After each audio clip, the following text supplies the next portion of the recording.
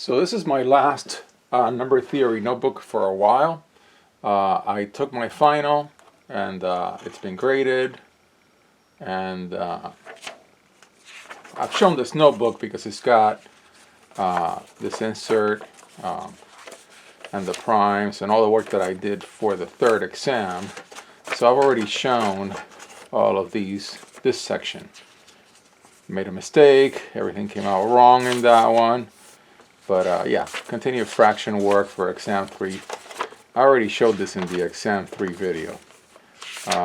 Then I think I did a few items that I was going to test myself. So I gave myself a long test right before the final.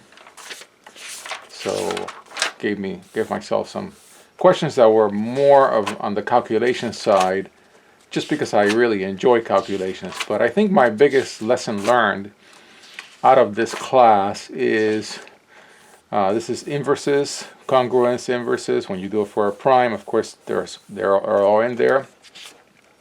Numbers that are not prime. I made a video about 8, 9, and 10, in which, of course, I called 9 a prime. I have no idea why. And you'll notice in my videos, I'll make silly mistakes without having takes and editing and doing the video multiple times.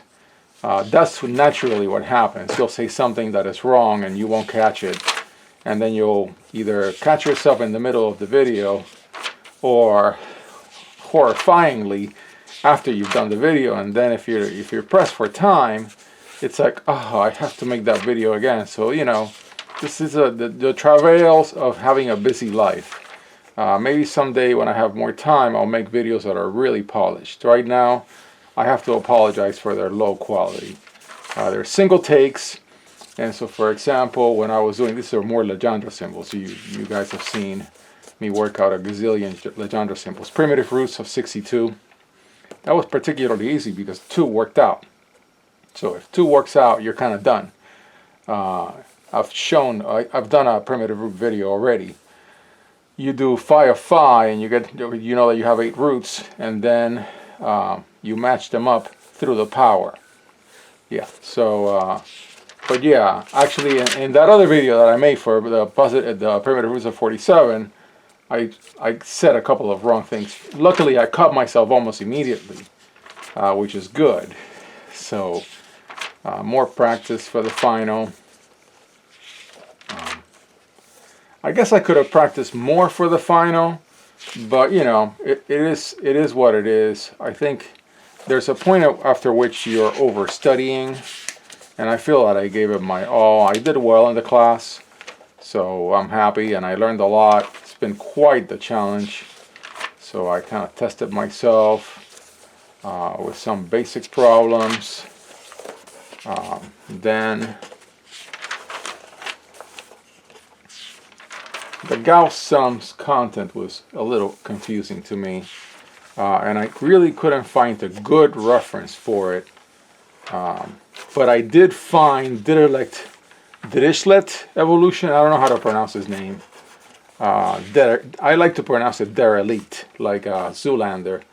But the Dirichlet convolution, I found a couple of great videos. These are my formula, my proofs. I found a couple of great videos that it's like, oh, that's what they mean, and it was wonderful. I felt so happy to find videos that explain something really well, where you take 2 functions, and for one you plot the function for the divisors, and for the other function you plot the n over the divisors, and then you multiply those 2, and that's what the convolution is. And the sum is the value of the convolution at that value. I am so happy that I found this. I wish I could have found a good video on Gauss sums. I found a couple of handouts, but none really did the trick. So again, more proofs review, then a few more problems. Made a mistake, but caught it. More Mobius inversion work. I did beat this to death, I think, which is great. So of the 3 topics that were for the final that I really felt a little out of sorts. Direct convolution, I figured out Mobius inversion really well, and then Gauss sums. I get it, but I wish I need more. So that'll be one thing when I do more number theory, if I do, because now I'm going to go into real analysis. Yet another proofs review before the final. Another primitive root. Oh yeah, this is the one that I used for the video. Roots of 47. Gauss sums, third root of unity. More Gauss sums. This work, I need somebody to really teach it to me. More Mobius inversion. Towards the tail end, I focus on a couple of things that I felt I could do better at. Wilson's problems with Wilson's theorem. They did not come up in the final. And of course, I kept getting, for some of the terms in Wilson's theorem, I kept getting 6, 20, and 42, and it's because when you expand it out, it's p minus 2 times p minus 3 gives you 6. P minus 6 times p minus 7 gives you 42. P minus 5 times p minus 4 gives you 20. So that's why when you write it out as a formula, you keep getting these 6, 20, and 40 terms, and 42 terms. They're there because they're always going to be there if you work it out in closed form. Yeah. So did a nice, it did not come up in the final, but I was ready to do it.